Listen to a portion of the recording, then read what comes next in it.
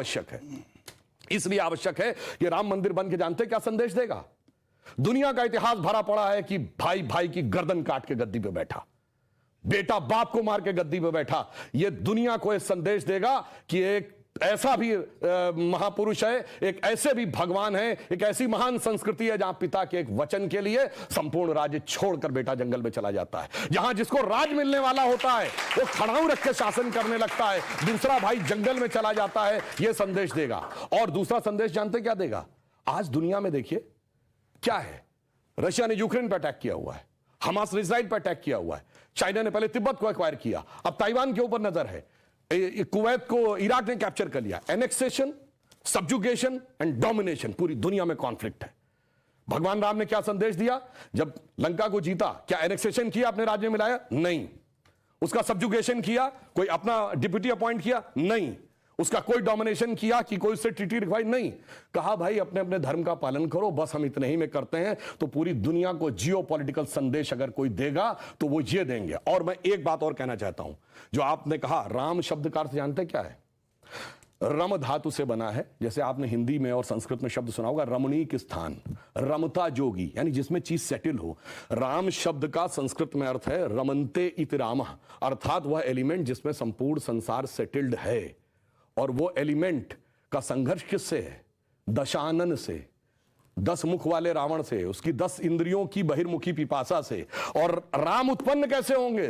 राम के पिता क्या नाम है? दशरथ। तो 10 इंद्रियों को रखेंगे तब भगवान, तब डिवाइन एलिमेंट आपके अंदर उत्पन्न होगा, extrovert tendency of all the 10 senses को डिस्ट्रॉय करेगा और धर्म स्थापित होगा। जब ये कहने लगते हैं ये राम वो राम, तो मुझे जानते क्या नजर आता है? वही बच्चों को एलिमेंट्री पढ़ाया जाता है 1 2 3, फिर आगे जाके वो फ्यूचर में एमएससी मैथमेटिक्स भी करता है, बैलिस्टिक इक्वेशन भी बताता है। पर ये कहेंगे नहीं वो बैलिस्टिक इक्वेशन है तो फिर तो 1 2 नहीं पढ़ाना चाहिए, क्योंकि वो तो अलग है। मैं पहले भी उदाहरण दे चुका हूं। 4 - 3 = 1 होता है। आप सब ने जब क्लास 2nd 3rd में एडिशन सब्सट्रैक्शन सीखा होगा, आप 3 - 4 करते टीचर डांट देती थी। बेवकूफ ये नहीं पता 3 - 4 नहीं हो सकता, पर 3 - 4 होता है -1। ये बताएंगे -1 का स्क्वायर रूट होता आई, जो सारी बैलिस्टिक इक्वेशंस का मेन अंग। तो उस लेवल पे पहुंचिए तो समझ में आएगा जिसको आप कह रहे हैं बचकाना है वो कितना आलीशान है, ये जाके समझ में आएगा। डॉक्टर कलाम से पूछिए तो -1 के स्क्वायर रूट का अंतर समझ में आएगा। तो राम की कथा बहुत गहरी है और इसीलिए रामचरितमानस क्यों लिखा है? राम के चरित्र को मन में धारण करिए। रावण हर चीज में राम से बड़ा था जब राम लीला कर रहे थे। वैसे तो वो ईश्वर है, हर चीज में बड़ा, पैसे में बड़ा, उनके बाद सोने की लंका, उसके बाद रावण रथी विरत रघुवीरा। अगर देखा जाए पावर में उनसे ज्यादा बड़ा, 10 आदमियों की ताकत उसको, उनसे बड़ा पंडित मुस्सा जोधा और ना कोई दूजा है। अपने शीशों को काट काट शंकर को मैंने पूजा। वो कहता इतने बड़े पुजारी तो राम भी नहीं थे। फिर किस कारण से वो हार गया? चरित्र में राम बड़े थे। इसीलिए तुलसी ने कहा रामचरितमानस। और चरित्र की याद दिलाएगा यह मंदिर, जो सिर्फ भारत के लिए नहीं पूरी मानवता के लिए श्रेष्ठतम मानवीय मूल्यों का प्रतीक होगा। इसलिए 21वीं सदी का महान भारत बगैर राम मंदिर के संभव नहीं था। इसीलिए अमृत काल के उषा काल में राम मंदिर उभर के सामने आ रहा है।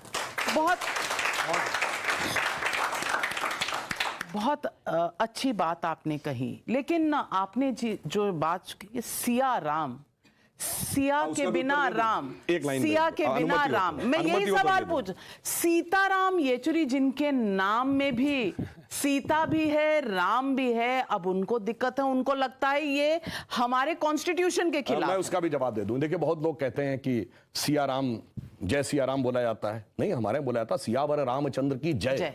भगवान का नाम लेकर नमः पार्वती पतये हर हर महादेव। मगर यहां पे क्या है? तो रामलला का मंदिर है। अभी तो रामलला है, बालक है।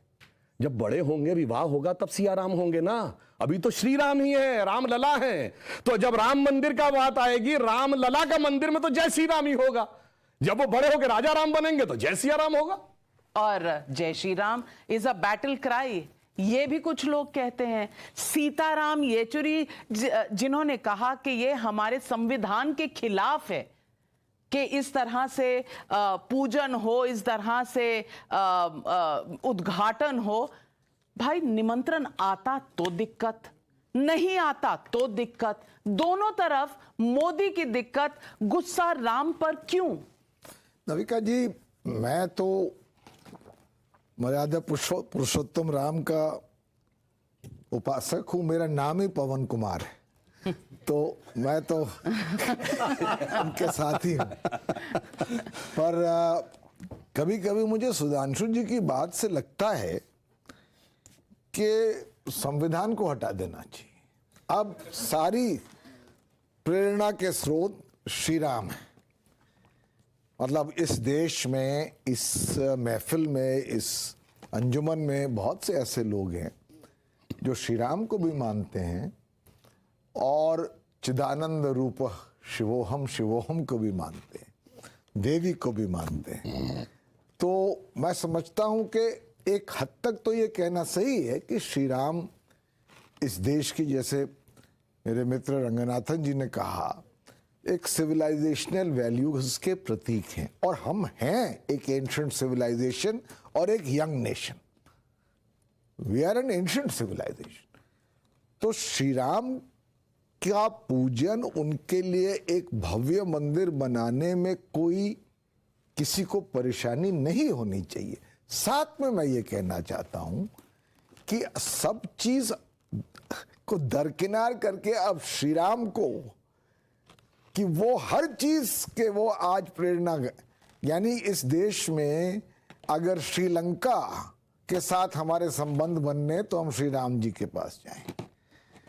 ऐसा भी नहीं होना चाहिए। देखिए, क्योंकि मैंने शुरू में ही कहा नाविका जी, श्री राम का असल स्वरूप ब्रह्म है, जो आप में भी है, हम में भी है, हर संप्रदाय में, हर समुदाय में है, सब में है।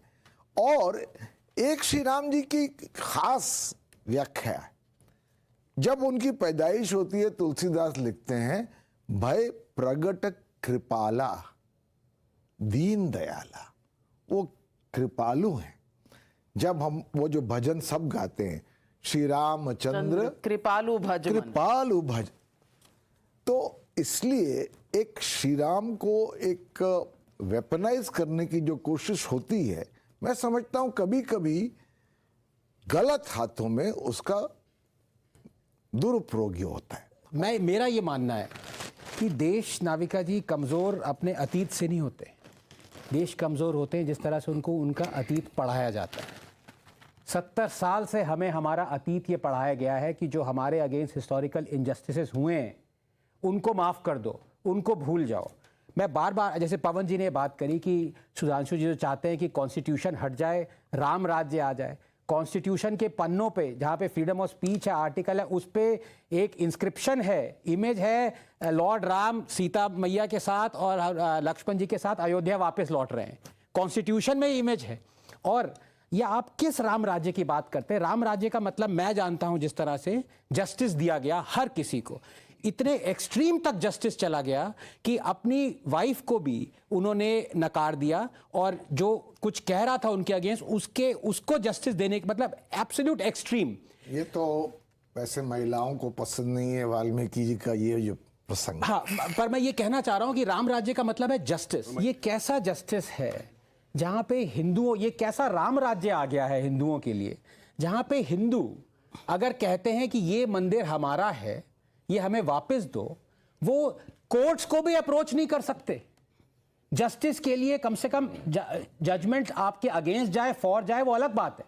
यहां पे तो आपने प्लेस ऑफ वर्शिप एक्ट लगा दिया है राम राज्य में, जहां पे आप कोर्ट के पास भी नहीं जा सकते।